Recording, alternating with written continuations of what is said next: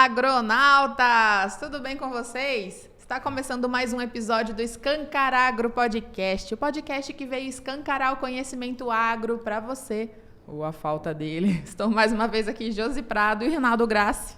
Tudo Beleza? bem, Rinaldo? Bom.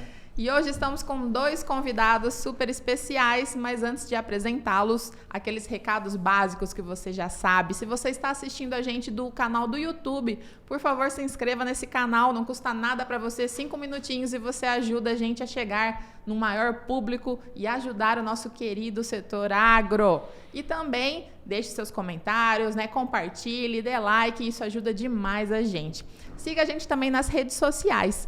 E vamos também agradecer aos nossos apoiadores, Primeiramente, o nosso patrocinador master, a JCO Bioprodutos, e os nossos parceiros aí, a Rádio Cidade. Estamos lá na Rádio Cidade de segunda a sexta-feira no programa Agrocidade, que vai aqui na região do Matopiba, e também a nossa parceira a revista Adoro. Um abraço para vocês, pessoal. E estamos aqui com os nossos convidados especiais, primeiramente ele, que é natural de Jacutinga, Rio Grande do Sul, engenheiro agrônomo formado pela UPF, Universidade de Passo Fundo, em 88, Fez sua carreira aqui na região após formado, trabalhando na primeira fazenda irrigada da região com a cultura do feijão. Se tornou especialista na cultura do feijão e, em maio de 92, criou a primeira consultoria de pesquisa agronômica do oeste da Bahia, a Círculo Verde. É pioneiro na cultura do algodão e é um dos criadores também de algumas organizações de maior atuação aqui na região também, que é a Fundação Bahia, a BAPA, Unibahia, Cooper Farms, criador do programa fitossanitário do Bicudo, Ferrugem e Helicoverpa armígera e também do Grupo Brasileiro dos Produtores de Algodão. Já foi secretário de Agricultura e Comércio e Indústria e Pecuária de Barreiras e já foi também da diretoria da ABRAPA, da Fundação Bahia, da Paraíba, e do sindicato de Luiz Eduardo Magalhães. Estamos falando com Celito Breda. E também nosso outro convidado, que também já participou aqui do programa, que é o Dr. Fabiano Perina, pesquisador da Embrapa há mais de 10 anos, doutor em fitopatologia pela Universidade de Lavras, com longa atuação na cultura do algodão aqui na região Matopiba. Participou aqui com um episódio completo só para ele, que é o Fitopatologia no Flow. Então, você que não assistiu, corre lá no canal, procura, que também foi um episódio incrível, com muito conteúdo, conhecimento de alta qualidade. E sejam muito bem-vindos, muito obrigada pela participação aqui. Tudo bem com vocês? Tudo bem, Josi, Rinaldo, prazer estar com vocês pela primeira vez. Já tinha ouvido falar e tivemos essa oportunidade. Estou aqui com um amigão meu e talvez um dos melhores pesquisadores de algodão do Brasil, e está aqui na região da Embrapa, o Dr. Perina. Enfim, estamos aqui há mais de 36 anos na região. Desde que eu cheguei, sempre foi movido a muitos desafios e aprendemos muito. Tem muita gente antiga, muita gente nova. Precisamos de sangue novo, precisamos levantar mais soluções para os desafios que estão aí.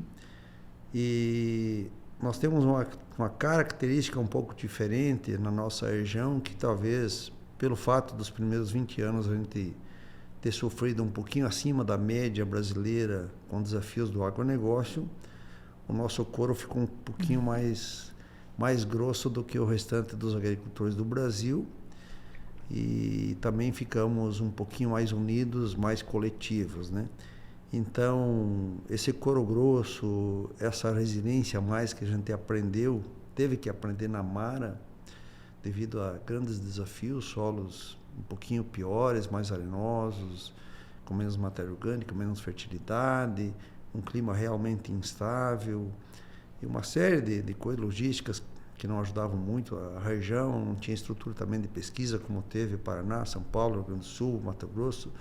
Nós começamos assim, sem estrutura nenhuma dessas aí de apoio. Tivemos que aprender realmente na Mara, usando criatividade e principalmente usando o conhecimento dos nossos vizinhos, dos nossos colegas, interagindo bastante.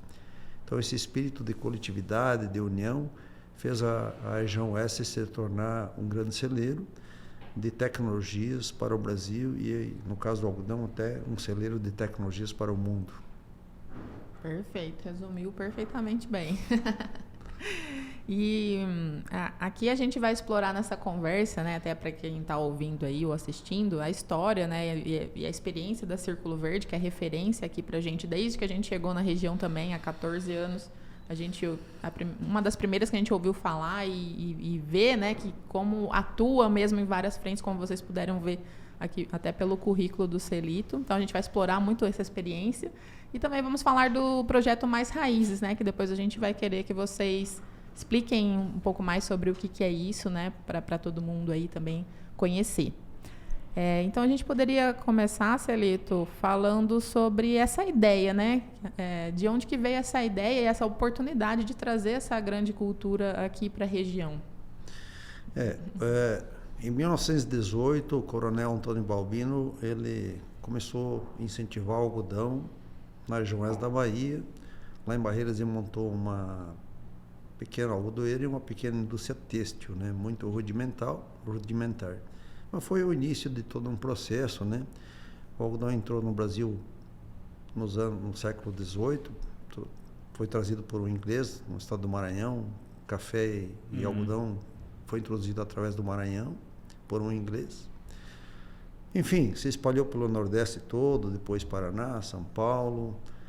Aí, em 83, começou uma praga chamada bicudo, que veio do México, entrou ali na região de Campinas.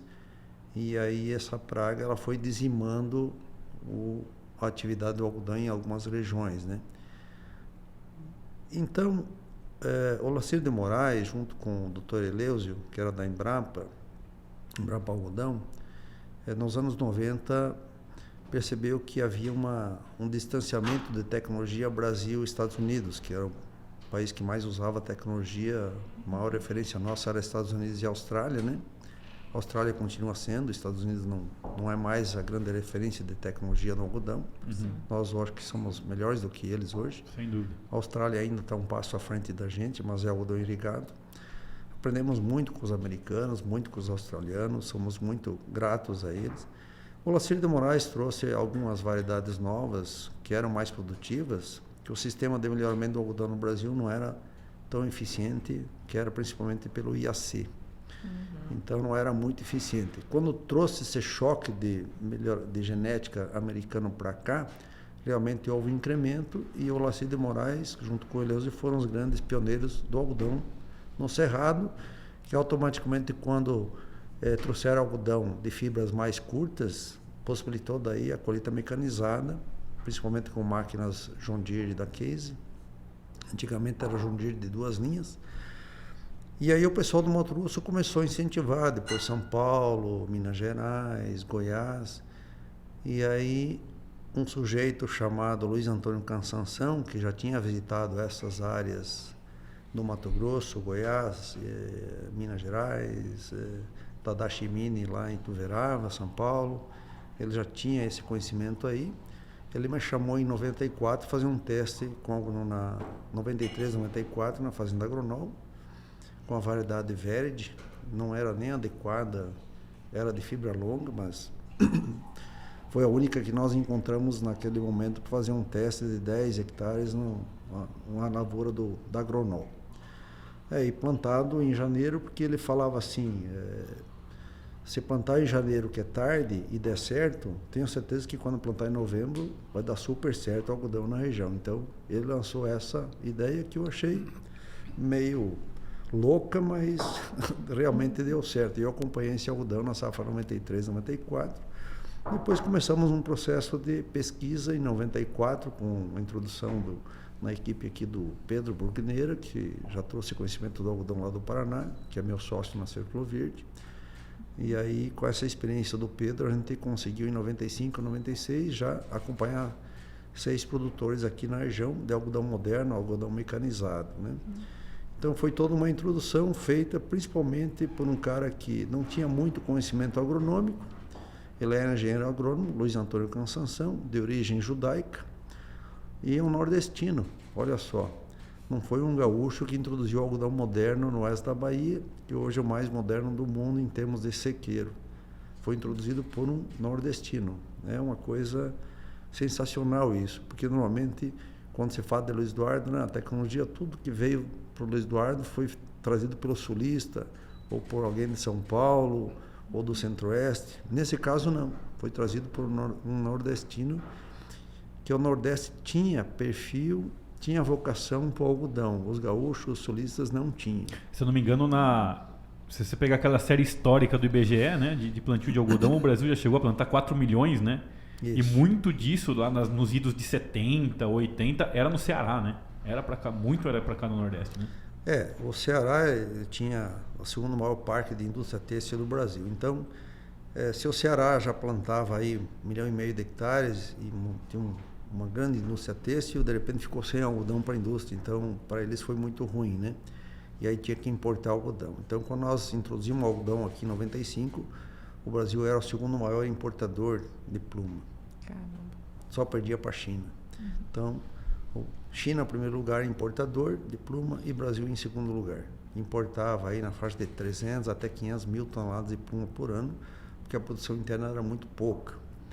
Então veio muito a calhar com essa introdução do Dr. Eleuso, com o Laci de Moraes, depois alguns outros pioneiros lá do Mato Grosso. Um deles foi amigão meu, já faleceu, o Jonas Guerra.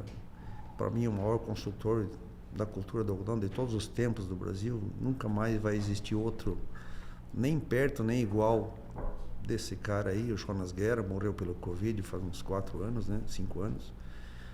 Mas, enfim, essas pessoas abriram as primeiras trincheiras para a gente. Foram nossos professores aqui no Oeste da Bahia. A Fundação Mato Grosso nos ajudou bastante. E o Luiz Antônio, que foi o que deu o passo inicial. Então, nós começamos assim, com médias em torno de 150 arrobas, foi crescendo. Mas já em 98, num talhão lá na fazenda do Misote, ali na Roda Velha, o algodão estava muito ralo, era o Delta Opal, e de repente o Misote falou: rapaz, não dá mais tempo de replantar, se nós vamos replantar, vamos entrar em janeiro. Aí falou: Pedro, vamos jogar alguma coisa a mais aí. Pegou um resto de adubo lá, jogou um pouquinho mais de ureia. O ano estava com umas 6 plantas por metro, nós queríamos 10. E deixamos. Foi a primeira área do Brasil que deu 305 arrobas. Então furamos um bloqueio de 300 arrobas, que antes era só menos de 300. Aí, para a felicidade nossa, da região e do produtor, em 2000, o Busato lançou um desafio para a gente passar das 300 arrobas de média. Aí me convidou para dar consultoria lá no Grupo Busato. Eles plantavam 100% algodão irrigado na época, na safra 2000. Plantavam algodão final de dezembro e até 30 de janeiro, né? E a maior parte já era Delta Opal. E aí ele me lançou um desafio, inclusive, que me pagaria comissão só se desse acima de 250 arrobas, que era a média do ano anterior deles. Até 250 não pagaria nada para ser Clover Verde. Ok, fechamos 376 arrobas, nunca ganhei tanto dinheiro na minha vida como na Fazenda Busato, e conseguimos furar um bloqueio pela primeira vez no Brasil de 400 arrobas no pivô 4 da Fazenda Rio Brilhante, com a variedade Delta Opal, que veio da Austrália, que é uma outra genética muito interessante, que hoje tem o comando do pessoal da Fibermax, né? Veio toda a origem genética, inicialmente era da Austrália, hoje a gente sabe que tem muito sangue americano, mas veio esse material da Austrália, que também foi a principal variedade já plantada no oeste da Bahia, é o Delta Opal, que já veio prontinha da Austrália e deu muito certo no oeste da Bahia. No Mato Grosso não deu muito certo porque apodrecia muito, apodrecia o bacheiro. Mas enfim, a Bahia, ela, com tão pouco tempo, ela aprendeu muito com o pessoal do Mato Grosso do Sul, outras regiões, aprendeu muito com os americanos, com os australianos, com os pesquisadores internos aqui e tal, e tão rapidamente se tornou o ícone de maior produtividade do Brasil. Foi muito rápido, que assim, nós fizemos vários cursos intensos e trazia pesquisadores, era 5 ou 10 pesquisadores por mês, depois 5 ou 10 por semana.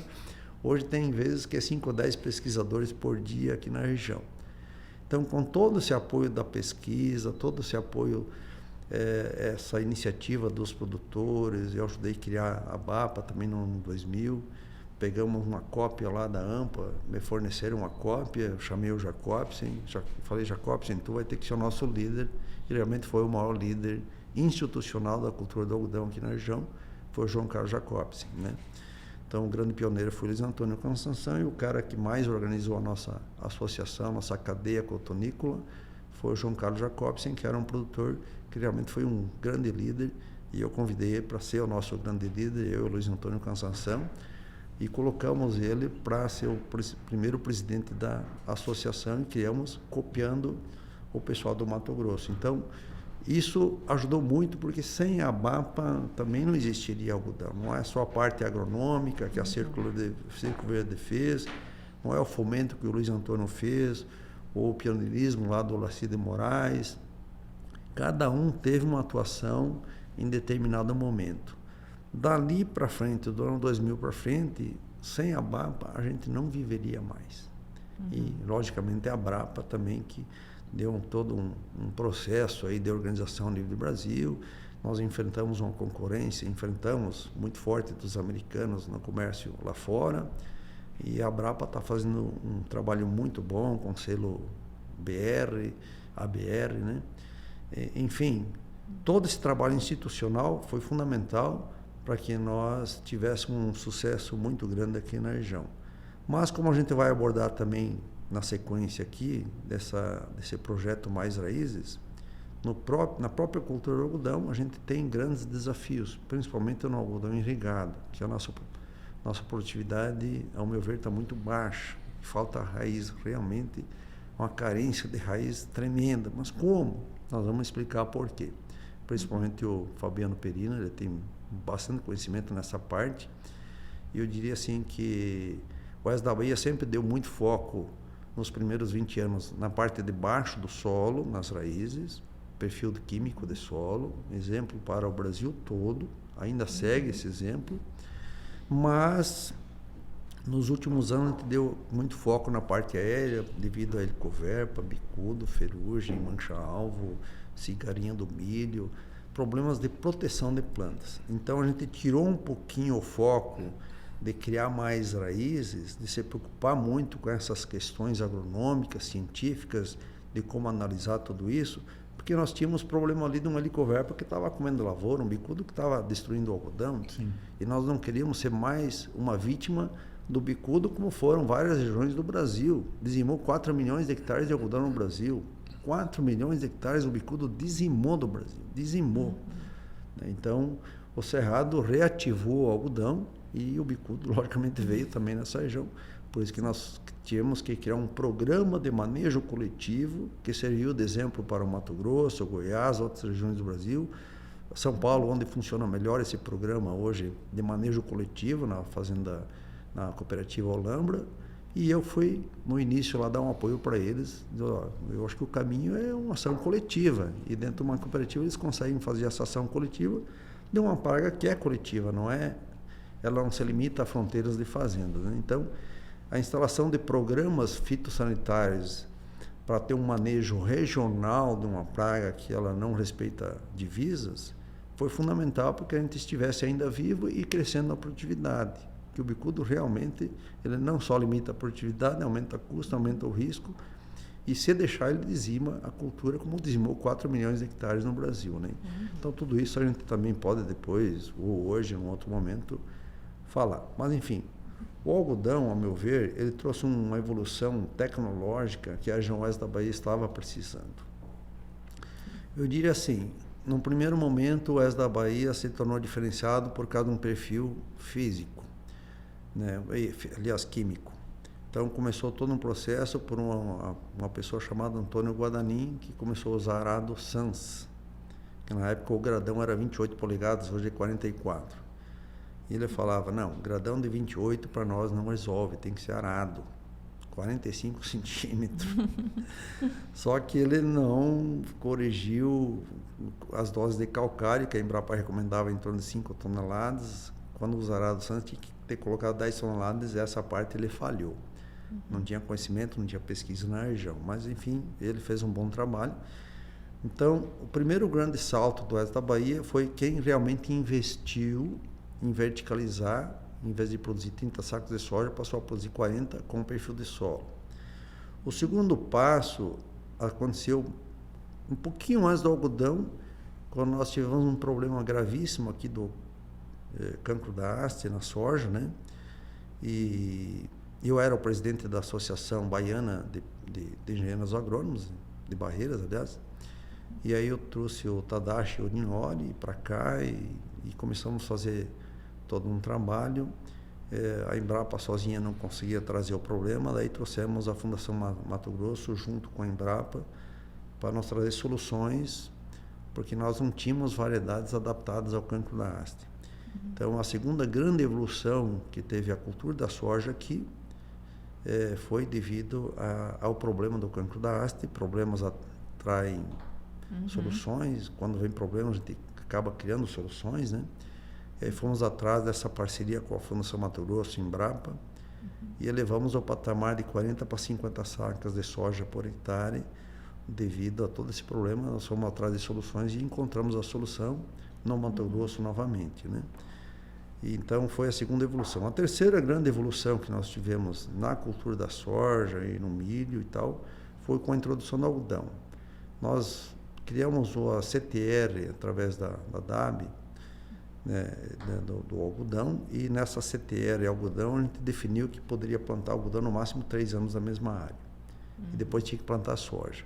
E quando plantava soja numa área preparada para o algodão, soja tem potencial para 70 sacas. Tem potencial para 70 sacos, sem adubo. Então, você plantar soja em cima de algodão, dá 70 sacas? Sim, dá 70 sacas. E aí o pessoal que não planta algodão, mas se o pessoal do algodão faz isso, eu que não planto algodão também posso fazer. Sim. Começou a colher 70 sacos também sem plantar algodão, mas fazia uma copia e cola do que o pessoal do algodão fazia e queria também colher 70 sacos. E nos últimos anos, graças à evolução da transgenia, do potencial genético de culturas, do avanço de máquinas, avanço dos pesquisadores, avanço dos consultores, os produtores, então nós subimos esse patamar para 90 sacas. É a média da região? Claro que não. Que lá no início, quando começou todo esse processo de verticalizar dentro do talhão para melhorar a produtividade, começado pelo Antônio Guadanin, que foi um dos pioneiros aqui na região, um engenheiro agrônomo do Paraná, né? Alguns faziam perfil de solo e outros não faziam, porque não achavam que não era tão importante ou porque demandava um investimento muito alto. Assim como hoje também não é todo mundo que investe tudo que precisa para produzir o máximo que a gente tem potencial na região, para soja, milho e algodão, né? Então nós temos alguns limitantes, a própria cabeça do produtor, às vezes ele não aceita, ou ele não está capitalizado, ou ele não quer mesmo produzir o máximo, ele quer ter só a lucratividade de 10, 15 sacos, não quer criar uma oportunidade, talvez, de, nos anos bons, sobrar aí 25, 30 sacos de soja, essas coisas. Então, mas devagarinho a gente foi construindo todo um ambiente que nos últimos 3 anos nós somos os melhores, tivemos as melhores produtividades de soja, milho e algodão no Brasil. Sim. E no caso do algodão, do mundo, em termos de sequeiro, porque no irrigado a gente perde muito, uma perda assim de lavada, eu diria, pela Austrália, né? Algumas regiões da China, algumas regiões dos Estados Unidos. Lá a média está quanto? Em torno de 450 arrobas, que é o potencial nosso aqui no oeste da Bahia, para produzir média 450 arrobas no irrigado, que esse projeto que nós estamos com a coordenação técnica do Fabiano Perina, que vai envolver mais uns 5 ou 6 pesquisadores, 4 empresas também com interesse comercial na área, mas são fundamentais para que a gente desenvolva esse projeto, porque nós não temos recurso para isso, não conseguimos recursos do Fundeagro, nem do Prodeagro para isso, né? Seria interessante, mas não conseguimos, né? Então nós envolvemos 4 empresas que têm tecnologias que vão nos auxiliar para vencer alguns desafios. Então, o algodão irrigado hoje a média é 350 arrobas, e eu acho que nós estamos deixando de produzir 100 arrobas a mais e investindo talvez 10, 20 arrobas a mais na questão do perfil biológico de solo. Então esse é um outro tema que logicamente não vai dar tempo de abordar tudo hoje, eu vou deixar até para o Fabiano explicar melhor a importância de tudo isso. Nós estamos deixando colher 100 arrobas a mais no algodão irrigado por falta de um foco maior, de nós juntar as cabeças todas da região para botar para pensar, vários pesquisadores, porque todo mundo quer atuar, todo mundo vê que é importante formar raiz. Mas nunca teve ninguém que tomou iniciativa, como eu tomei agora, através da Círculo Verde, de juntar vários pesquisadores, várias empresas, várias fazendas. O desafio está lançado. Você quer encarar esse desafio? Ok, vamos encarar. E outro grande desafio também, que a gente está encarando junto com Fabiano Perina, toda a equipe da Círculo Verde, e vários produtores e várias empresas, é assim, a região oeste da Bahia, ela está com um receio muito grande de plantar variedade de soja precoce. Por quê? Porque dá um veranico, como deu esse ano, né? Deu várias vezes, deu veranico. Então, assim, soja precoce é mais sensível ao veranico, desde que a gente não tenha um ambiente mais resiliente. Então, se a América Latina, o mundo todo caminha para a soja de 100 dias de ciclo, para evitar doenças em final de ciclo, fica muito tempo exposta a uma ferrugem, a uma mancha-alvo, a um nematóide, enfim, a um custo mais alto, e não possibilitar lá na frente ter mais 1 mês, 2 meses de chuva para formar a tão sonhada palhada, ou fazer uma segunda safra, ou uma safrinha com gado. Então, assim, nós estamos ficando fora do processo, que 80% do Brasil está dentro desse processo, produzir soja de 100 dias. O oeste da Bahia está ficando fora desse processo. Nós estamos com a média aí de 120, 130 dias de ciclo. E o produtor não quer sair disso porque está produzindo bem, ok. Está produzindo 70, 80, 90 sacos, para que eu vou sair de uma coisa que é garantido? Por que eu vou fazer como 50% do Mato Grosso que quer fazer 2 safrinhas? Não faz nem uma boa safra de soja, já quer fazer uma segunda safra de milho, que os dois é safrinha, nenhum é safra, e o principal, né?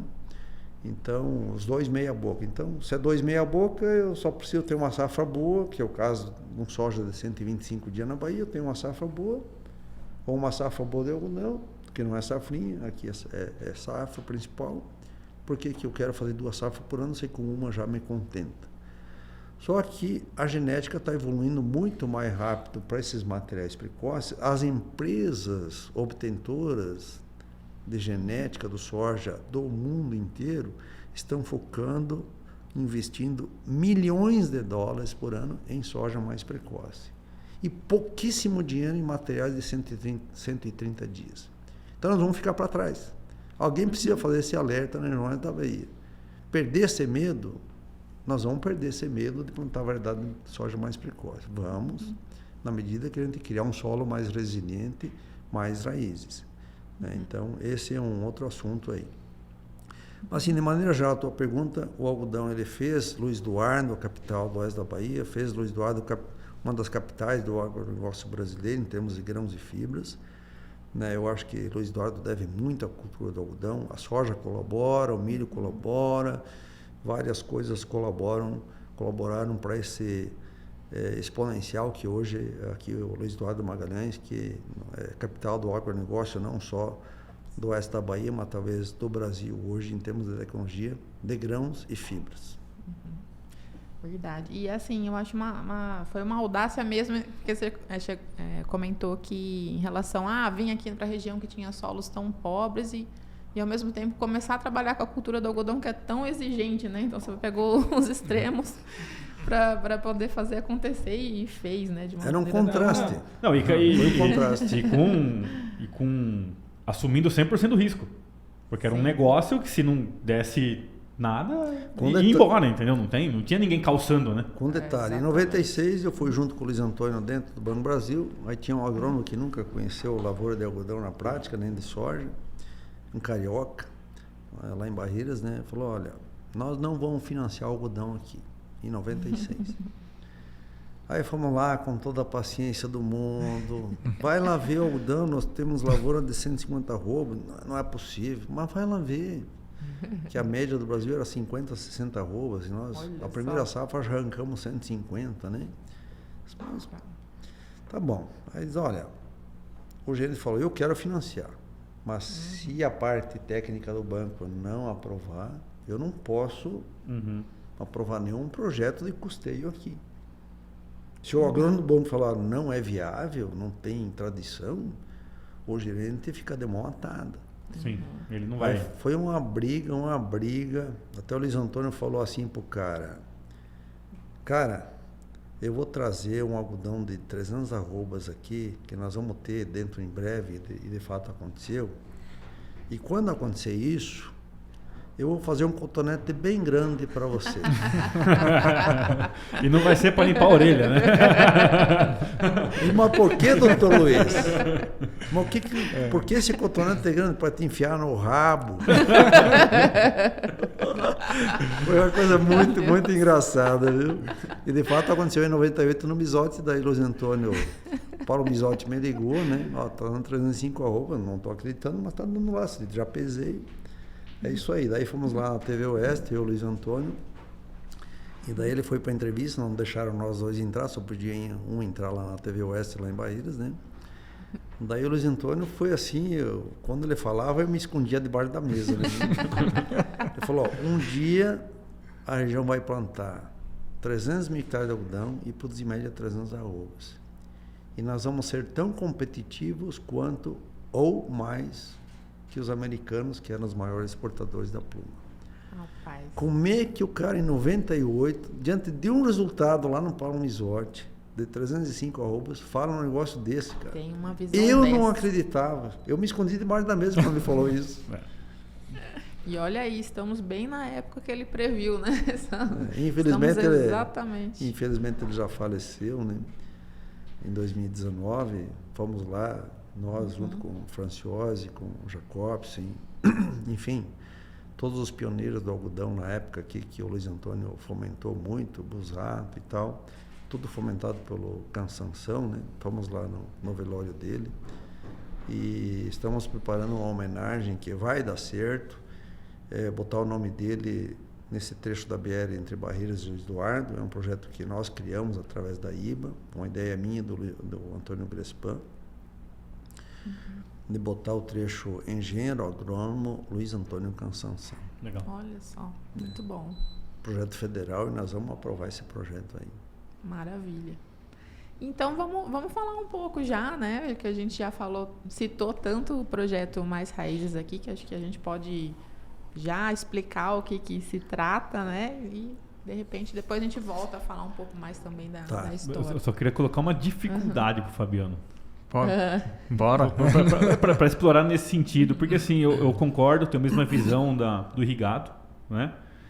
E mesmo no sistema irrigado, você vê que mesmo ali não está comum o hábito, tão comum, né? O tão enraizado, o hábito da soja de 100 dias. Sim. Mesmo ali no Exatamente. irrigado ainda existe, né, essa questão de plantar sojas ali de ciclo mais longo, que seja 115 ou até 120. Né?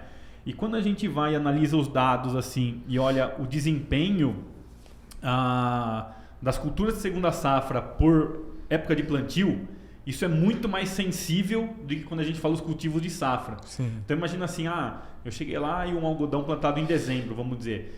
Tem diferença entre você plantar nos primeiros 10 dias de dezembro e nos últimos 10 dias de dezembro? Tem. Mas ela é bem menor do que, por exemplo, eu plantar no meio de janeiro e no meio de fevereiro. Sim. É muito mais drástica essa queda, né? Então, eu acho que beleza, o sistema de raiz ele vai ser importante, etc., mas muito da época de plantio vai estar atrelado a isso aí, por causa de fatores determinantes. Isso é o irrigado, que em tese saiu lá a portaria do vazio, eu com água consigo viabilizar essa soja mais precoce numa época adequada, pensando no algodão ou milho, que seja, na segunda safra. No sequeiro, eu já não tenho essa época que, por exemplo, o Mato Grosso tem de dar essa largada lá no começo de outubro. Sim. Será que como que vocês veem, né, ou quais serão também os limitantes em função disso no sequeiro? Porque eu obrigatoriamente vou partir do ponto mais tarde na janela de, sei lá, numa safra super otimista, de estar instalando essa lavoura lá pelo dia 20 de outubro. Só queria deixar esse pepino para você. Inclusive, por coincidência, Rinaldo, nós participamos aí, enquanto Embrapa Algodão, acho que o Celito está por dentro disso, de uma tentativa de mudança nessa normativa regionalmente para poder beneficiar a cultura do algodão. O ano passado, realmente, nós trabalhamos junto à ABAPA para fazer uma nota técnica mostrando o grande problema de se plantar algodão e por que nós não alcançamos produtividades equivalentes, pelo menos, ao sequeiro. Porque o X da questão é a época de plantio. Uhum. E o Celito citou aí diversas dificuldades, histórias aí que... Celito, quando você formou, eu tinha 6 anos de idade, você tem uma ideia? Então eu sou um aprendiz aqui, eterno aprendiz aí dos professores aí, de todos que você citou aí, eu sempre estive ao lado aí, desde o Eleus, o Jonas Guerra, toda vez que esse pessoal vem para ouvir, né, como o Jonas, a gente estava do lado porque a gente absorve por osmose o conhecimento desse pessoal e do Celito também. Mas assim, o Celito citou diversas situações de dificuldades que a Oeste da Bahia fez disso uma oportunidade. E é difícil você chegar ao produtor e falar, é fácil, planta uma soja de 80 dias, depois você planta algodão, você vai colher 400 arrobas. Então, a ideia desse trabalho é a gente pegar a dificuldade que o produtor tem de produzir palha, de melhorar a parte de compactação, porque é um problema sério que nós temos. Não adianta falar, você produz a palha e também não use subsolador, não use nenhum escarificador, porque vai dar tudo certo. Então, a gente quer partir da base para que tenha poder de convencimento lá na frente e falar, não, realmente é mais seguro plantar uma soja precoce para média do que uma média para tardia, que eu vou colher mais seguramente. E não é só a produtividade, Celito. A gente fez através de simulações com fisiologistas experientes no algodão, que o acúmulo de graus dias afeta negativamente a qualidade de fibra. Sim. E nós temos um problema sério com fibras curtas. Sim. E no pivô, áreas plantadas no pivô, é pior ainda. Tende a ficar pior. Uhum. Por conta disso, porque o acúmulo de graus dias que o algodão tem é matemático e fisiológico, obviamente, mas não fecha a conta plantando tão tarde como 10 de janeiro, por exemplo. Né? E tem um detalhe também no sistema irrigado nosso, que muitos dos projetos de irrigação nosso, eles não são suficientes em água para atingir demanda, né? Muitos são de complementação, né? Principalmente nesse último ano. Sim, principalmente os últimos. Exatamente. Que não choveu em outubro, novembro. Exatamente. Que é uma irrigação de complementação, mas acaba sendo uma complementação mais necessária. E na verdade você tem duas dificuldades. Você tem tanto a dificuldade de início de safra, de você fazer caixa para plantar essa soja na época correta e bem implantada, Sim. manter ela até, beleza, chegar em novembro ali, vamos dizer, começar a chover, e o final do algodão, que vai pegar ali... Frio. Exatamente. Frio. O grande problema é esse também, porque ele não consegue acumular o grau de dia que ele precisa, não só para produzir, mas também para fazer a maturação completa da fibra. Uhum. Então nós temos 2 problemas daí, baixa produtividade e qualidade ruim. E à medida que aumenta o pivô, né, nós escutamos o pessoal que às vezes nunca plantou algodão, não, agora estou colocando pivô e eu vou plantar algodão porque eu sei que viabiliza, né, Celito? E aí é outro problema que nós temos, porque é mais gente entrando no algodão e o problema, em vez de melhorar, vai piorar. Então nós precisamos ter solução, não só soja e algodão, mas outras culturas que estão no rol desse projeto, que nós estamos na fase de idealização ainda, né, Celito? Então estamos montando, trazendo pesquisador da área de micronutrientes, ciência do solo, fisiologia, e fitopatologia, entomologia, porque não dá para uma pessoa só iluminada ir lá e colocar alguma coisa pronta, né? Uhum. E justamente para a gente começar a tirar esses entraves e desmistificar algumas coisas. E uma delas é a cultivar de soja, porque nós não trabalhamos sozinhos. Se eu lembrar para o algodão, eu falo, não quero mexer com soja. Não adianta, uma coisa atrelada à outra. É sistema, né? E também o desafio de acumular carbono. Que o nosso solo é a maior fonte de carbono do planeta, mas é muito fácil chegar ao produtor, não, é só fazer palhada. Não, o produtor, se não der dinheiro, não vai fazer palhada. Então, qual cultura a gente pode encaixar em segunda safra? A gente está pensando aí em diversificar um pouquinho mais, mas o sorgo, ver o que dá com mamona, gergelim, amendoim, né, Celito? Que está tudo dentro desse trabalho, que na verdade a gente já tem feito paralelamente e queremos convergir para isso. Não esquecer também da parte do gado, né? Que o gado para a nossa região é importante, mas de que forma nós vamos encaixar esse gado para quem queira produzir gado? Não, porque não vamos falar, todo mundo agora vai ter que botar gado na lavoura. Então é um projeto realmente multidisciplinar que vai ter participação da Círculo Verde, algumas empresas para ajudar a financiar e muitos pesquisadores, não só da Embrapa, né? Uhum. E vocês já deram, assim, tá no projeto, mas já deu a inauguração, digamos assim, já está com a agenda do pessoal discutindo e tudo mais. Estamos avançados, né, Celito? Mas, assim, todo grande projeto ele não nasce do dia para a noite, né? O Celito citou aí várias dificuldades que fizeram com que a região fizesse da dificuldade uma oportunidade. Esse projeto eu enxergo dessa forma. A grande dificuldade que nós temos é realmente produzir palha, aprofundar o sistema radicular, ter um sistema mais sustentável, e é isso que a gente está buscando com o projeto. Aí, assim, não vai ser do dia para a noite que a gente vai começar, mas a gente já está bem avançado, discutindo bastante. Um parênteses aí, assim, nós temos talvez 10, 15% da área com soja mais precoce, de 100, 110 dias, no oeste da Bahia. No Piauí já tem 40% ou mais de área com soja precoce. Então, eu presumo que nós temos que caminhar para no mínimo 30%, 40% do oeste da Bahia para variedades de 100, 105 dias. No Piauí, em torno de 60%. Piauí parece que essas precoces até se adaptam melhor, desde que o solo esteja preparado, parte operacional, etc, etc. Então, temos variedades precoces muito produtivas. Eu estou muito confiante, né, muito animado em função do que o pessoal da genética construiu para a gente. Só que nós não estamos usufruindo dessa genética aqui na região oeste da Bahia e nem no Mato Piba como um todo. O Maranhão planta muito soja precoce para seguida entrar com 400 mil hectares de milho safrinha, não é safra, safrinha, né? Só que lá eles não têm perfil de solo como a gente aqui, então eles não se prepararam para produzir soja precoce 65, 70 sacas. Sendo que lá chove melhor do que aqui. Eles não estão preparados. O oeste da Bahia está mais preparado que o Maranhão.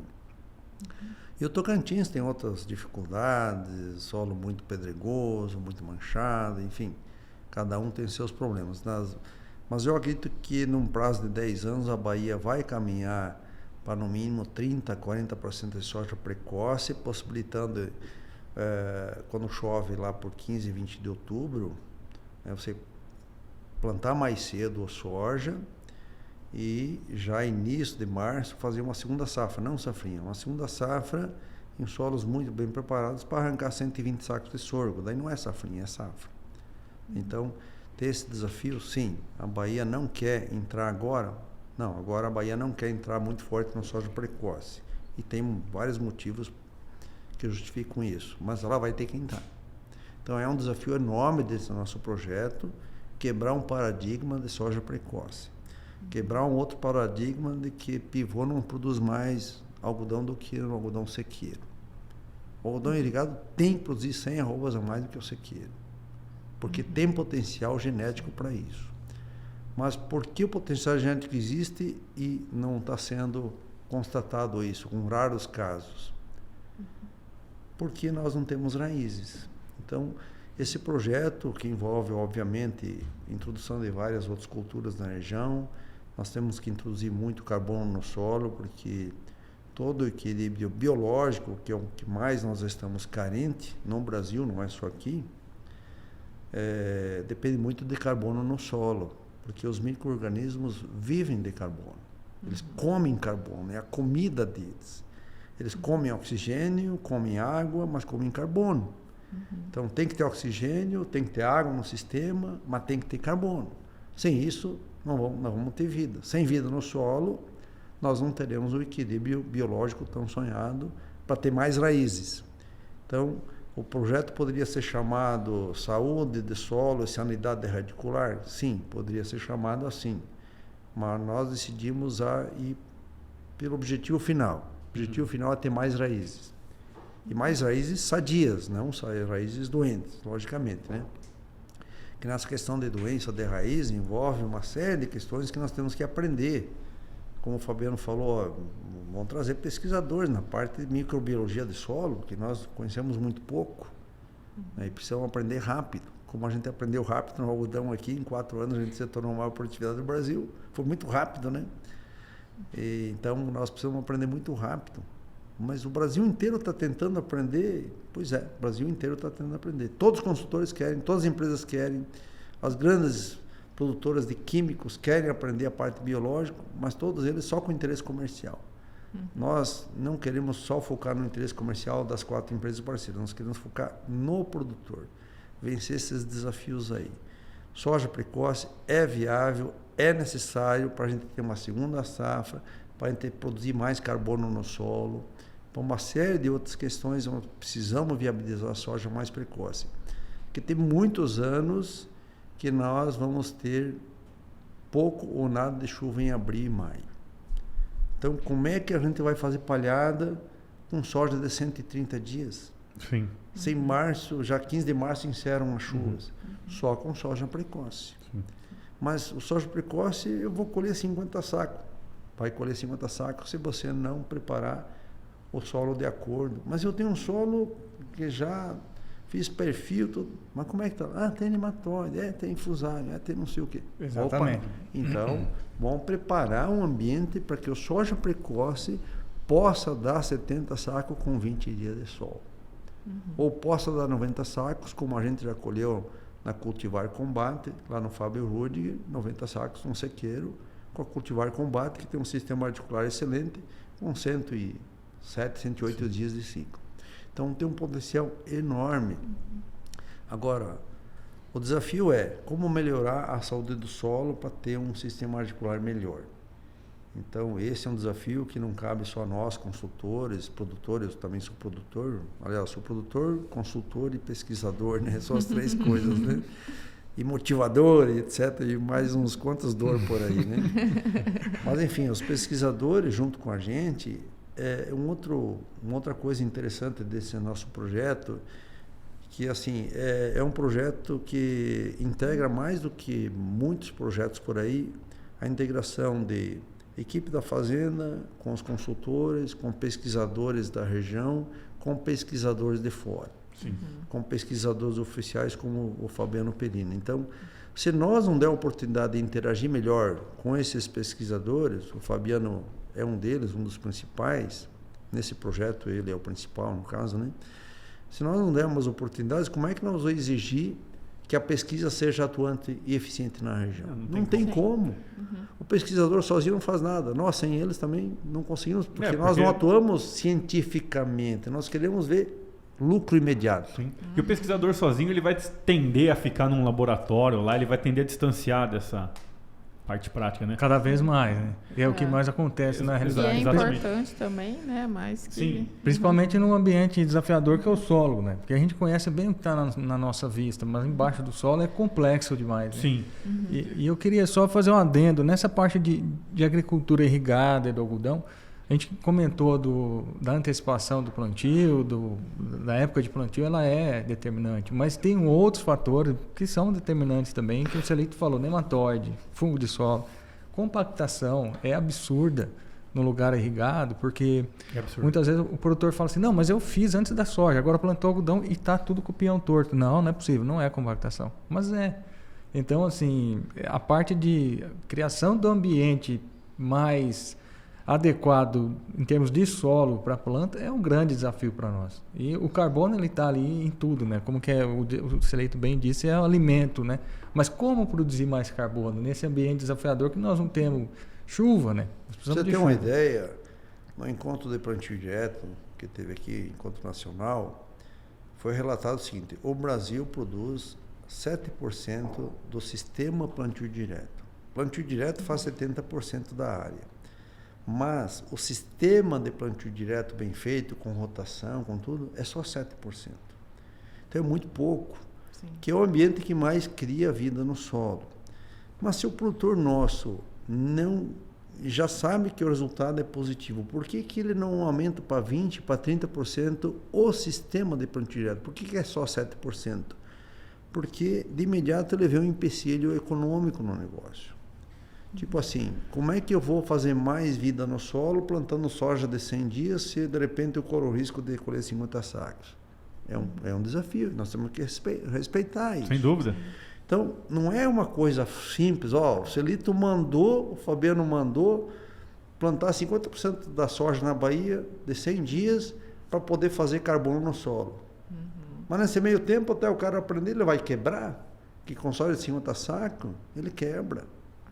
Entendeu? Então nós não podemos também incentivar o cara a fazer uma coisa errada. Sim, que aí acontece muito o que está acontecendo, que a gente já falou várias vezes aqui, que é a pessoa na ânsia de querer fazer, já implantar em cima de então, algo que não está pronto. Né? Mas qual a dificuldade de fazer mais do que 7%? Uma das grandes dificuldades é aumentar a área de milho. Nós há 10 anos atrás tínhamos 250 mil hectares de milho aqui, onde se plantava 1 milhão, 1 milhão e 200 mil hectares no total do oeste da Bahia, talvez 1,5 milhão de hectares. Então nós tínhamos uma grande área que passava de 20% da região com milho, né? Quase 20%. Hoje só se planta 5% da região com milho. Então reduziu de 25% para 5%. Sim, isso é um limitante, porque com o milho e braquiária, que é o sistema Santa Fé criado pela Embrapa, possibilita sim mais carbono no solo, não só palhada, que todo mundo confunda, né? Palhada na superfície é importante para evaporação da água, temperatura equilibrada no solo, etc., aproveitamento de nutrientes, ok. Mas o que realmente dá vida no solo não é a palhada na superfície, é a raiz no solo. Então precisamos colocar mais carbono no solo, que 70% do carbono do solo vem através das raízes e não das palhas que ficam na superfície. Então, como é que nós vamos vencer esse desafio quando 93% da região oeste da Bahia não faz SPD, Sistema de Plantio Direto? Então, esse desafio nós lançamos para vários pesquisadores nesse nosso projeto. Não, a realidade é essa. Não adianta nós sonhar que com 7% a gente vai desenvolver um projeto para todo o oeste da Bahia. Não vai. A realidade é que o produtor ele quer um retorno econômico e quer aumentar a produtividade de soja precoce, quer aumentar a produtividade de algodão irrigado no oeste da Bahia e tem potencial para isso. Mas tudo segue um planejamento, tudo segue em primeira mão um aprendizado que nós ainda não temos suficiente. Talvez esteja conhecimento já nas nossas cabeças ou nas redes sociais aí. O Fabiano talvez já tenha suficiente, mais outros pesquisadores têm, eu com mais o Pedro Bunheira, mais um outro aqui, outro ali, já tenha. Mas a gente nunca sentou para discutir esse assunto. Talvez o conhecimento já exista nas nossas cabeças, já esteja disponível à luz dos conhecimentos atuais, conhecimentos científicos, mas a gente nunca se reuniu para discutir esse assunto. Então, mesmo tendo já um certo conhecimento na região, que eu acredito que tenha, dentro das fazendas, tem muitos conhecimentos, mas fica dentro da fazenda. Nós precisamos saber o que a fazenda está fazendo de bom. Tem que montar um pacote, né? Tem que pegar isso e empacotar, né? Que cada um colaborando um pouco, de repente tem um técnico lá da fazenda tal, que nós vamos montar o projeto, ele vai agregar com mais um pouquinho de conhecimento que nós não temos aqui. Então, juntando todo mundo, nós vamos vencer. E como vencemos até hoje todos os desafios que eu encarei aqui no oeste da Bahia, todos eles eu venci. Vencemos, né? Ninguém vence sozinho, né? Não só na parte agronômica, como cooperativas que eu ajudei a formar, associações, Fundação Bahia, mas todos eles foram, assim, vencidos de forma coletiva, né? Você falou uma coisa interessante agora, que é uma coisa que eu estava pensando aqui enquanto você estava falando, que é realmente o desafio atual, acredito que é muito mais estratégico mesmo do que realmente reunir esse conhecimento, né? O conhecimento já está todo aí, já tem dados, muitos dados, tem campo para fazer a pesquisa, mas acho que é justamente essa união para montar a estratégia de como levar isso num pacote ou num processo para chegar nesses 97%, né? Então eu fico imaginando que na conversa de vocês... 93, desculpa. Na conversa de vocês, eu imagino que vai ser muito complexo mesmo você juntar tudo isso para que, como que você instrui, né, o produtor dentro da realidade, porque tem zilhões de realidades ali, né? E como que você vai uniformizar essa estratégia? Excelente essa colocação sua, Josi, porque nós estamos partindo de um princípio básico que nós não vamos impor nada e levar pacote pronto para ninguém. Nós vamos tentar desenvolver algo que seja flexível bastante. Vou chegar no Rinaldo e falar, Rinaldo, como é que você gosta de fazer aqui, né, Celito? Porque é o que acontece com o SPD. O SPD fala, não, Rinaldo, você vai plantar 33% de milho, 33% de algodão e de soja, tá resolvido. Não vou plantar milho porque não está dando dinheiro, não vou plantar algodão esse ano porque o preço está baixo. Então a ideia é justamente de partida, nosso ponto de partida principal é produzir cenários no local de ambiente controlado com a pesquisa, com a equipe da Círculo Verde e demais pesquisadores, que a gente consiga fazer essa extensão. Porque trabalho com pesquisa de longa duração existe aqui na Fundação Bahia ali há muitos anos, junto com a Embrapa, junto com outros órgãos também, igual tem na Fundação Mato Grosso, mas a gente quer fazer essa extensão. Essa parte de extensão é um grande desafio, né, Celito? Que a gente não pode chegar com a receita pronta, porque cada um, é igual você disse, tem zilhões de realidades. E sempre tem alguém ali, lá na Anel da Soja, lá na Coceral, que está fazendo algo importante, que está conseguindo acumular carbono. Inclusive, nós temos um trabalho desse com a ABAPA também, de saber qual que estamos fazendo um diagnóstico do carbono, de quanto que o algodão, a cultura do algodão, o sistema de plantio de algodão consegue acumular. E a gente tem a esperança de achar estudos de casos, de locais onde, olha, aqui ele não faz plantio direto, mas ele está fazendo um sistema aqui que está funcionando, está acumulando carbono. Então a gente tenta copiar e replicar. Daí seria um pacote, né? Mas esse pacote ele precisa ser flexível bastante para caber no bolso de cada um, para caber na realidade de cada um. Eu falo assim, pacote, né? Na verdade, eu digo pacotes. Sim. Porque eu vejo que o trabalho, beleza, tá bem claro. Eu acho que o nome ele é importante porque ele deixa bem nítido qual que é através o objetivo, do que, né? através do que nós vamos realizar tudo isso que é raiz. Mas ele não deixa de ser um trabalho de sistema de produção. Isso, exatamente. E aí você vai entrar em vários tipos de sistema de produção, né? Inclusive, o que eu queria assim colocar para vocês era trabalho de sistemas de produção. Eles têm uma duração no mínimo média. Não é, fiz um ano e não, tanto é que o trabalho mesmo da fundação ali tem anos, né? E eu acho que era importante, dentro desses pacotes, vocês terem estudos e aplicarem pacotes mediante a modelos climáticos previstos. Por exemplo, quando eu pego e eu tenho já um indício forte de que eu tenho um ano de El Niño, que foi esse caso, praticamente é impossível eu fazer uma semeadura em 15 de outubro. Sim. Então, o produtor se adaptar a cada tipo de... Porque às vezes a gente vê que o produtor ele busca um pacote macro e ele acaba se engessando muito naquilo. E aí ele está com o sistema montado, ele está com tudo comprado, ele tem um orçamento, ele tem um investimento, ele tem tudo e não consegue realizar. Então, trazer um pouco dessa flexibilidade. Falar, cara, o negócio é o seguinte... Ano que vem está projetado ano de laninha, então não, esse é o ano mesmo da gente chegar lá e colocar dia 15 de outubro e pau, em tantos por cento da área.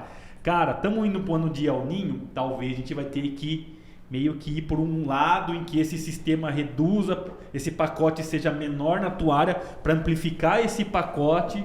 Então, acho que era bastante importante ter esses caminhos para o produtor, que na verdade o que a gente faz na safra é sempre partir de tudo antecipado, né? Sim. Tudo antecipado. Nós vamos ter, só um pouquinho, Fabiano, nós vamos ter assim uma vitrine dentro da parte de pesquisa da Círculo Verde, onde os pesquisadores, as empresas vão poder acompanhar diariamente esse projeto e mais os farm tests, que é uma ideia de cada realidade, como você falou ali. Ou de cada ano, ou de cada fazenda. Então, cada fazenda tem uma realidade diferente, tem uma perspectiva diferente, ou se é sequeiro, ou se é irrigado, um ano que chove 7 meses, um ano que chove só 5 meses, etc. Então, nós vamos criar um grande laboratório em fazendas também, não só no campo de pesquisa, que vai ser uma vitrine tecnológica desse projeto aí, né? Onde simula em parcelinhas várias situações, como você falou aí. Nós vamos simular situações em pesquisa e vamos fazer em fazendas, em faixões ou em pedaços de talhões, esse projeto aí. Então, precisamos disso. Os desafios são talvez um pouco maiores nas lavouras irrigadas do que sequeiro, porque envolve assim um conhecimento biológico melhor no manejo de nematóide, que a gente sabe que nos pivôs tem mais problema com nematóides do que no sequeiro, né? E para fazer crescer 100 arrobas por hectare, no caso do algodão, que é importantíssimo para a região, Sim, mas não é tão fácil assim, não vai ser em 2 ou 3 anos que a gente vai conseguir um projeto de médio e longo prazo. Então são desafios muito grandes porque manejo de nematóide não envolve 1 ou 2 tecnologias, como às vezes você que vai lá controla uma lagarta, sabe que tem meia dúzia de produto que funciona, né, 3 químicos mais 3 biológicos resolve o problema de tal lagarta. Ok, no caso de nematóide não é só isso, ou não é só produzir carbono no solo que está resolvido para o nematóide. E tem uma outra questão que nós vamos avançar com esse projeto, é promotores radiculares, que se trabalha muito com promotores na parte aérea e pouco se sabe de promotores de raiz, que é uma coisa que nós vamos ter que avançar muito. Uma coisa é proteger as raízes para que não sejam afetadas por fungos, bactérias e nematóides, né? Ou algumas outras pragas, né? Outra coisa é você criar todo um perfil químico, físico e biológico para que tenha uma aeração, tudo, né? Que tenha um desenvolvimento radicular bom. E a outra é, somado tudo isso, ainda botar promotores de raiz, que realmente agreguem, principalmente no soja precoce, que demanda mais raiz do que um soja de 130 dias, que tem, por natureza, uma resiliência melhor diante dos problemas de veranico, etc, etc. Então, são desafios enormes que uma pessoa sozinha não vai conseguir fazer, nem 2, nem 3. Precisa no mínimo 10, 15 ou 20 pessoas. Então, por isso que a gente convidou vários pesquisadores, várias empresas para se envolver nesse projeto aí, com a liderança da Embrapa.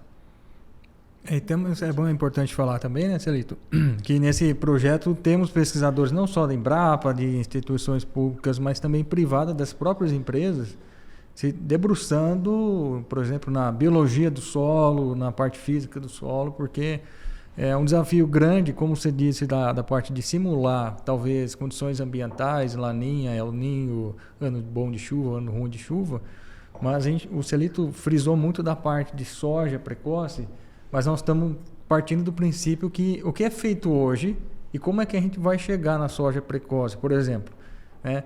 Então, nós temos um cenário com soja média, tardia e precoce, para que a gente consiga atender essa nuance. O grande problema é você prever o que vai acontecer daqui 3, 4 anos. Mas a gente vai sim ter, ao longo do tempo, resultado de falar, ó, num ano de seca, o que dá dando mais resultado é mais ou menos esse protocolo aqui. Isso.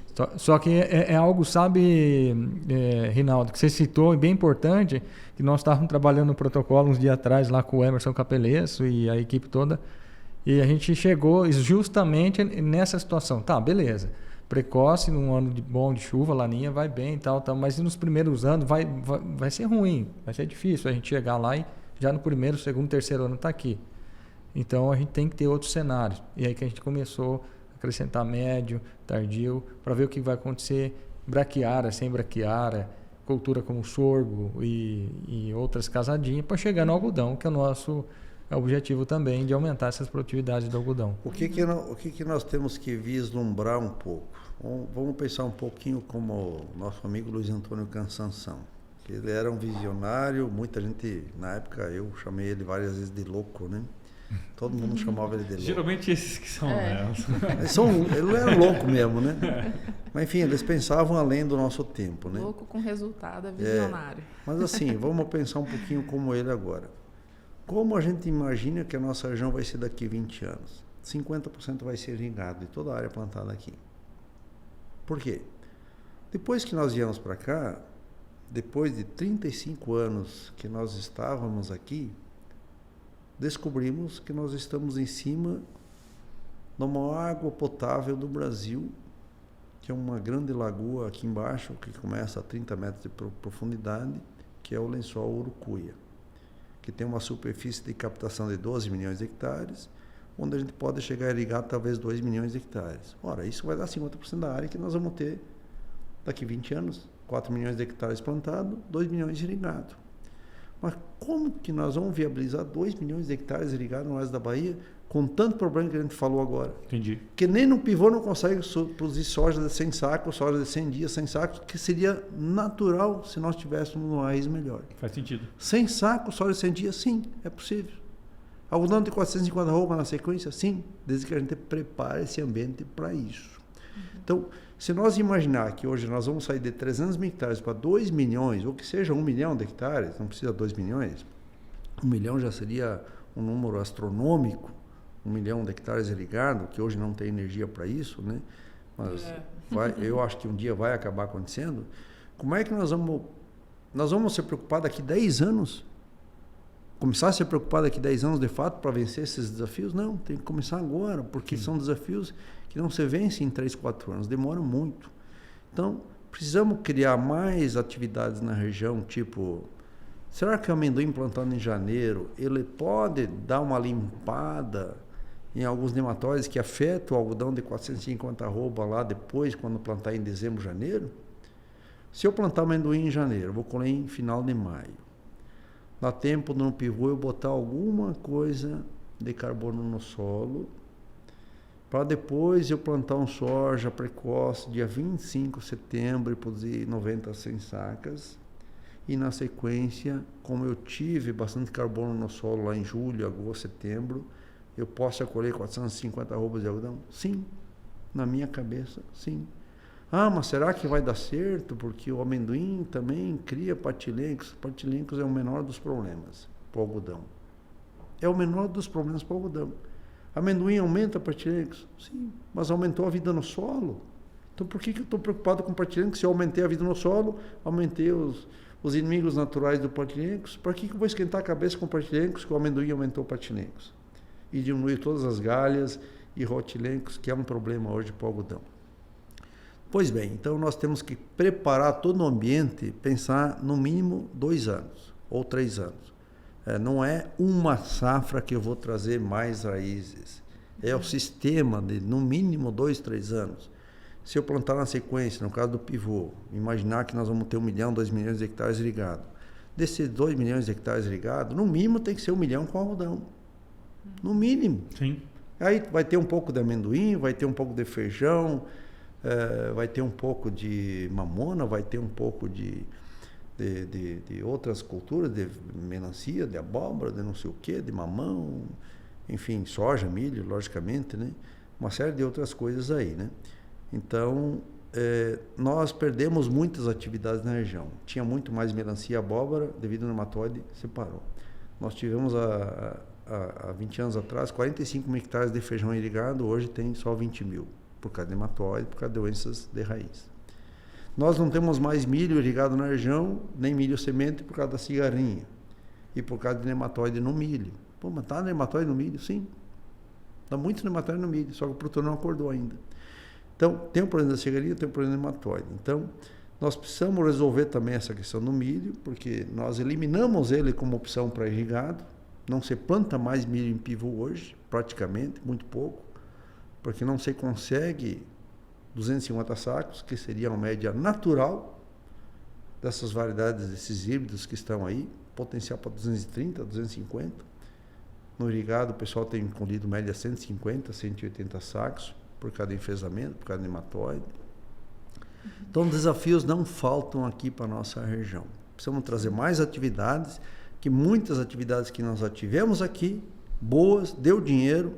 No caso aí, algodão irrigado era muito fácil tirar 400 arroba e hoje diminuiu para 350.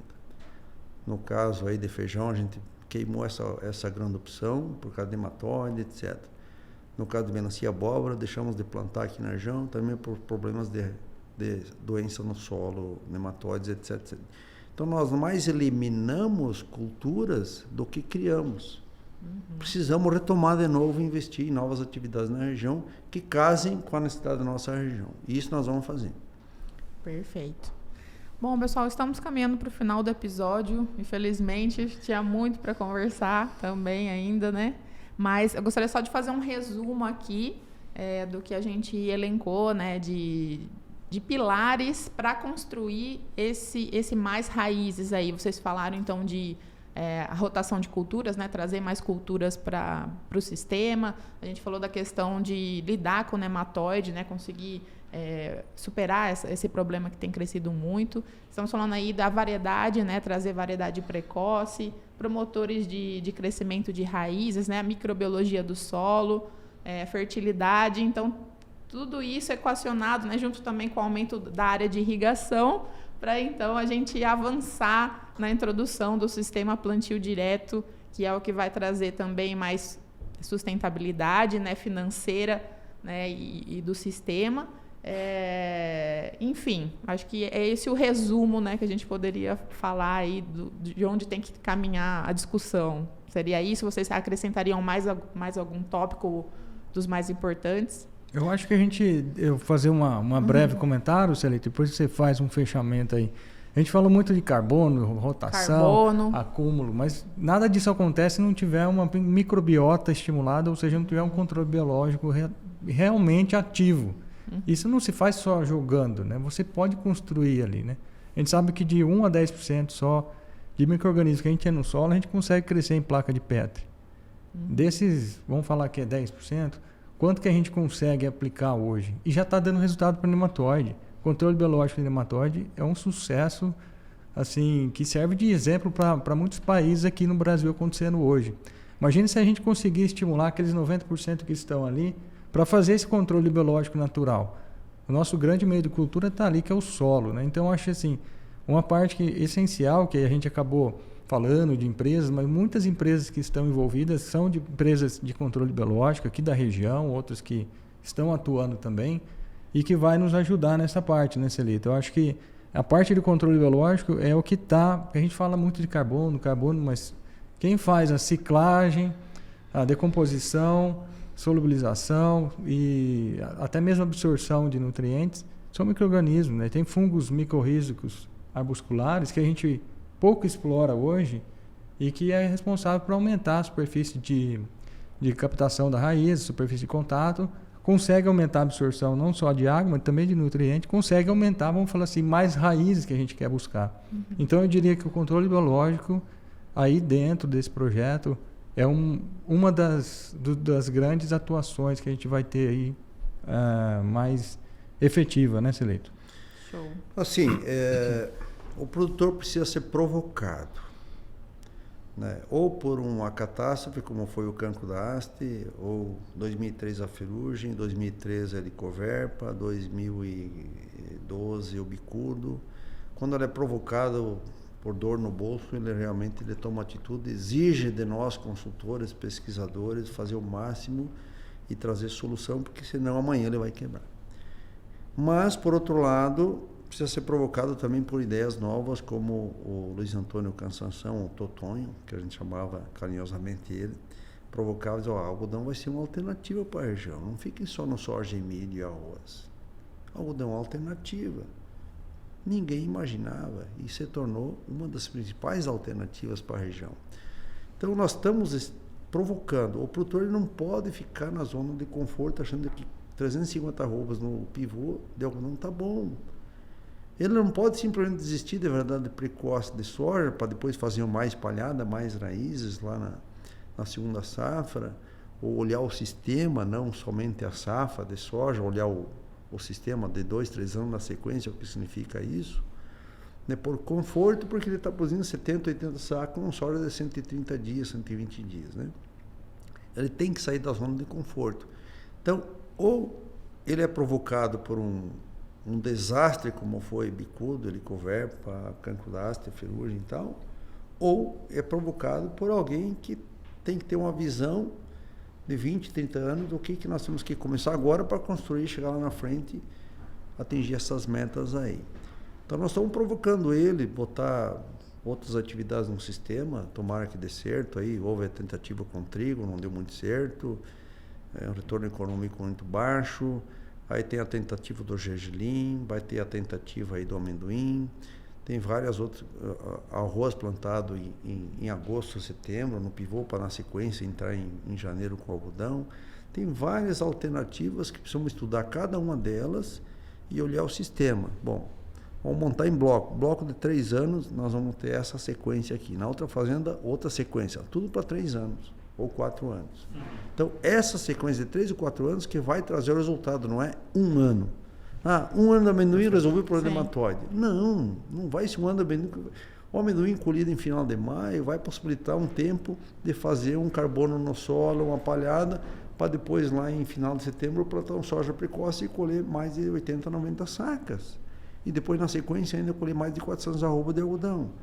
Mas isso tudo num ano resolve? Claro que não. Isso tudo se resolve jogando nematicidas químicos e biológicos e fungos benéficos no solo? Também não. Precisamos jogar isso no sistema. Não adianta jogar um tricoderma na vida se daqui a um mês não tem mais comida para o tricoderma. Ele vai baixar a população dele. Ou um bacillus subtilis, que é extremamente útil para a vida no solo. Se eu jogar um bacillus subtilis, aí eu vou aguentar jogar todo mês bacillus subtilis, mas ele precisa de um substrato lá no solo para poder aumentar a população dele, né, o número lá de não sei quantos milhões por centímetro cúbico e tal e tal.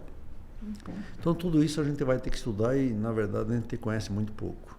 Então o desafio, o produtor ele tem que entender que ele tem que sair da zona de conforto dele, porque tem problema sim.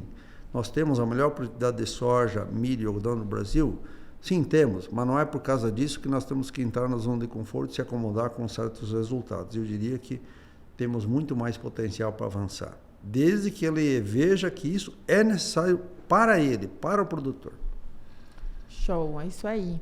E só para deixar também uma contribuição aí, se servir para alguma coisa, é também no meio desses pesquisadores e todo mundo aí, vocês considerarem alguém de marketing ou de pedagogia junto com isso daí, que de repente eu acho que é uma coisa que está faltando também na hora da transmissão desse conhecimento, né? Encarar o conhecimento como algo que você vai também, de certa forma, vender, né?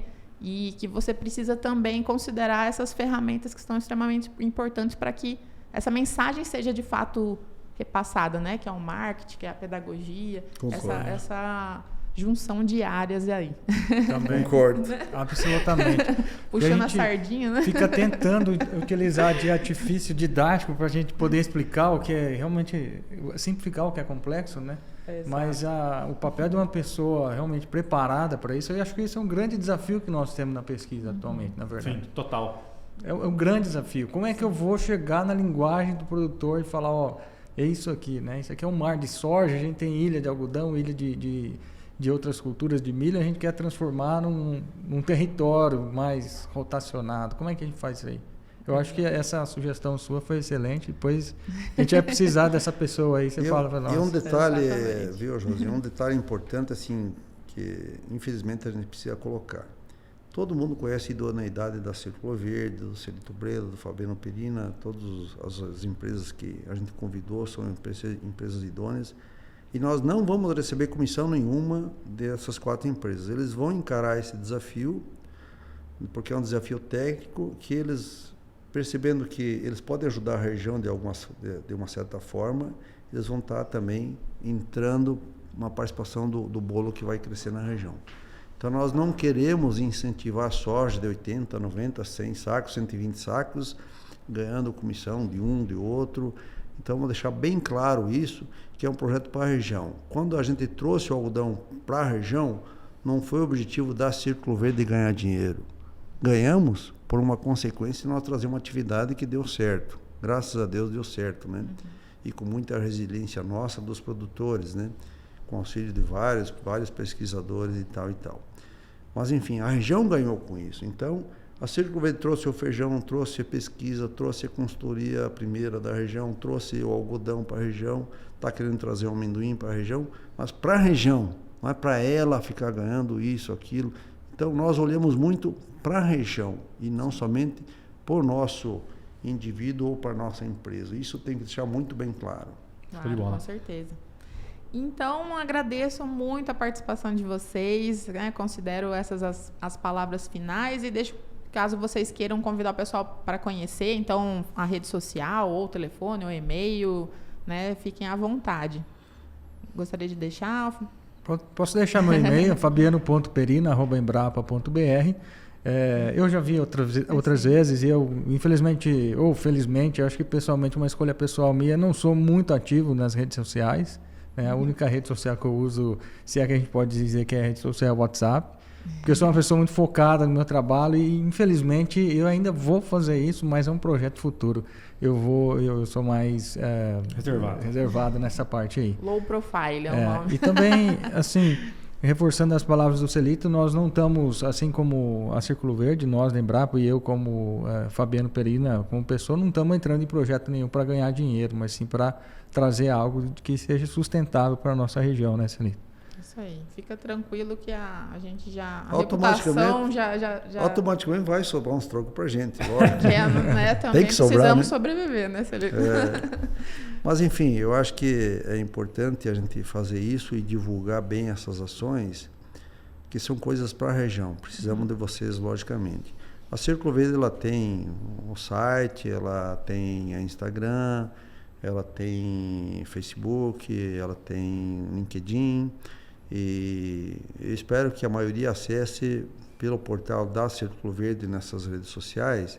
Eu tenho meus privados também no Instagram, no WhatsApp, lógico, a gente se comunica bastante, eu uso bastante, mas eu prefiro que use mais essa parte através da Círculo Verde, que ali vai ter só informações técnicas, não mistura com coisas pessoais minhas, de fulano, de Beltrano e tal.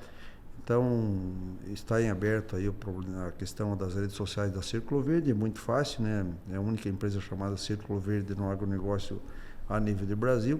E por que Círculo Verde? Porque nós, no começo, atendíamos só lavouras irrigadas, que é um círculo verde no meio de uma secura total. Interessante. Muito bom, bem sacado. Eu ia te perguntar, viu, Celito? Esqueci, mas... Ó, tá explicado. Depois de 14 anos eu entendi. E eu agradeço muito vocês, eu gostei muito desse primeiro podcast aqui e dou os parabéns para vocês ainda. Nós que agradecemos e fico com o convite também para retornar outras vezes, né, para a gente continuar essa conversa. E pessoal, vocês que estão aí do outro lado já sabem, né, se ficou alguma dúvida que a gente deixou de conversar aqui, que você gostaria de comentar, sugerir, perguntar, deixa aí abaixo nos comentários do vídeo ou mande lá para contato@agroinsight.com.br. Muito obrigada pela sua audiência. Siga a gente também nas redes sociais, está lá @escancaragro ou @agroinsight nas principais redes sociais. Muito obrigada e até o próximo episódio. Tchau. Tchau.